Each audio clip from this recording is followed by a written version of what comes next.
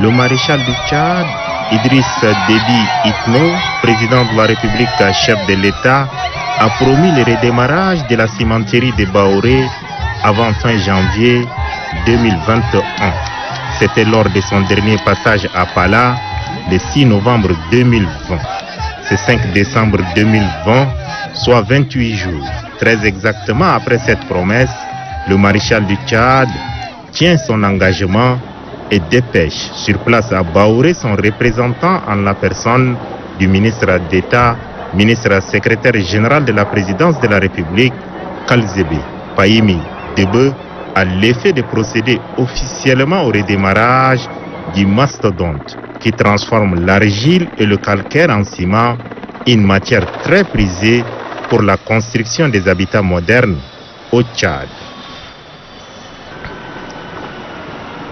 À sa descente de l'hélicoptère à l'héliport de l'usine de Baoré, le représentant personnel du maréchal du Tchad a été accueilli par le secrétaire général de la province du Mayo-Kébi Ouest, Sadik Khatir Abdraman, le directeur général de la SONASIM, Hamad Issa Khadiar, et le commandant de la région militaire numéro 12, général Abderrahim Issa Al-Haj. Autorité administrative provinciale, départementale, députés de la province, leaders traditionnels et religieux, ainsi que les différents délégués provinciaux étaient également de l'accueil. Le ministre d'État, ministre secrétaire général de la présidence de la République et la délégation qui l'accompagne, composée notamment du ministre du pétrole et des mines, Oumar Torbo Djarma, et d'autres personnalités, saluent d'un geste de la main la population.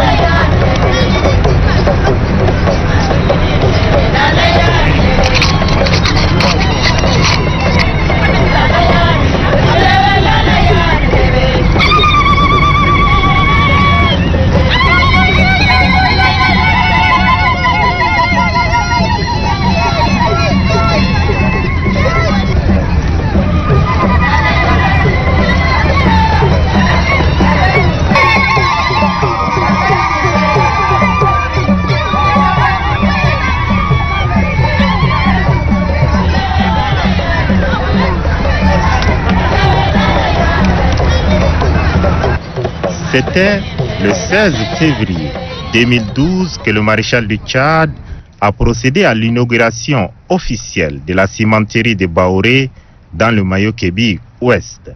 Les activités sont aux arrêts depuis le 16 juillet 2018. Ce 5 décembre 2020, quelques heures après l'arrivée à l'usine de Baoré du ministre d'État, ministre secrétaire général de la présidence de la République, Kalzebe Payimi Debe, les activités sont lancées.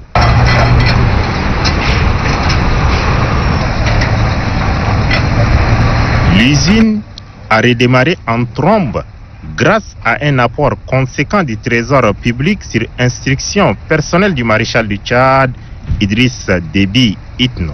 C'est une enveloppe de 3,5 milliards de francs CFA qui est ainsi mise à disposition pour permettre à l'usine de relancer ses productions à la grande satisfaction de la population tchadienne.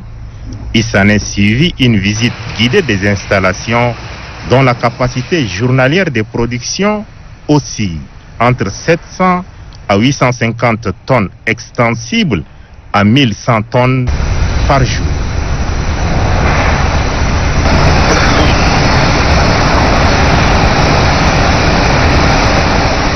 L'histoire retiendra que l'honneur a échu au ministre d'État, ministre secrétaire général de la présidence de la République, Kalzebe Payimi Debe, représentant le maréchal du Tchad, Idriss Déby Itno, d'actionner les machines de la cimenterie. Le ministre d'État représentant le maréchal du Tchad, a visité les différents compartiments de l'usine de Baoré où toutes les explications lui sont fournies par le directeur technique de la SONACIM, Abdelkerim Djergui Oumar. L'usine de Baoré est en marche. Les images des sacs de ciment made in Tchad, sortis des entrailles de l'usine, sont visibles et lisibles.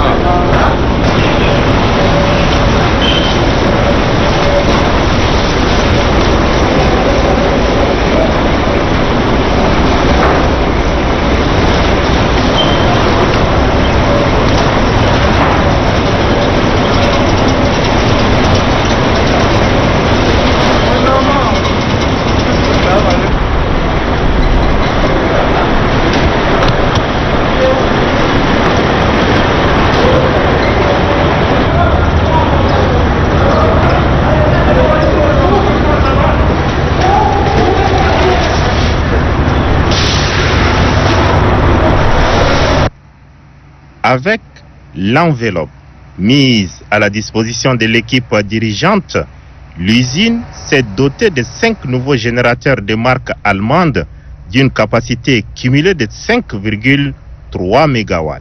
Selon les explications fournies sur place, ces générateurs peuvent fonctionner sans arrêt pendant 10 ans et ont une garantie de 10 ans également.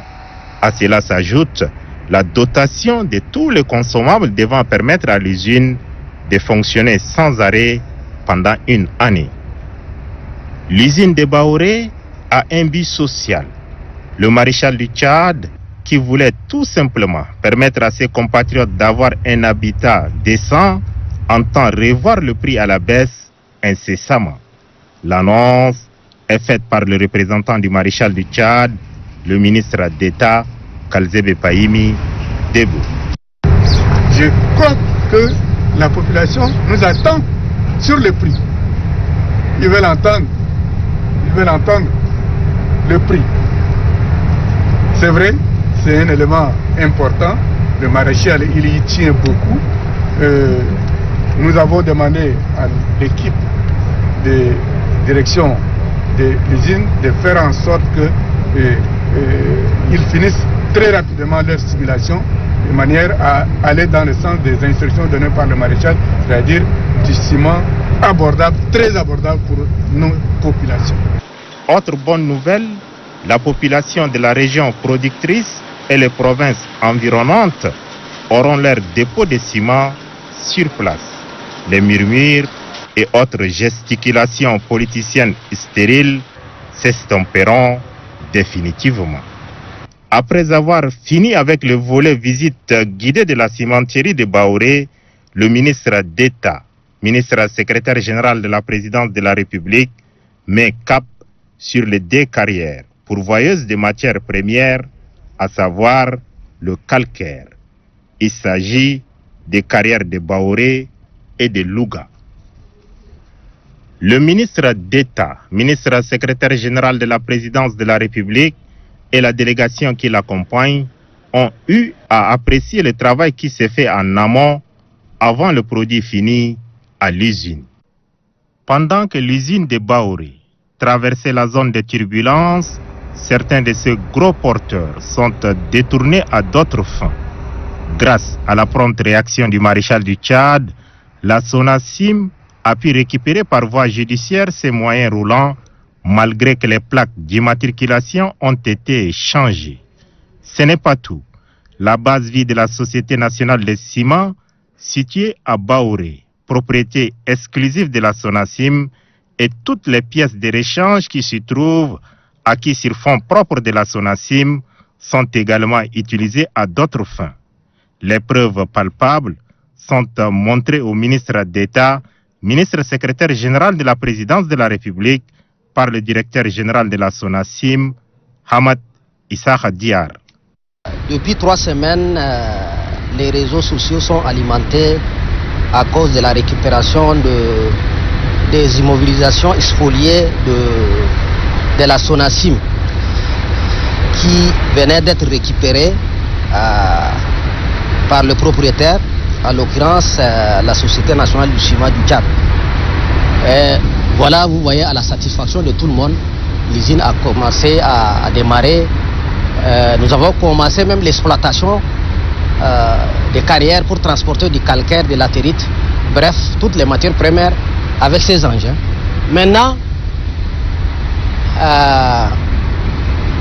les responsables de SOCA voudraient faire croire à l'opinion nationale qu'ils leur ont été confisqués leurs propres engins.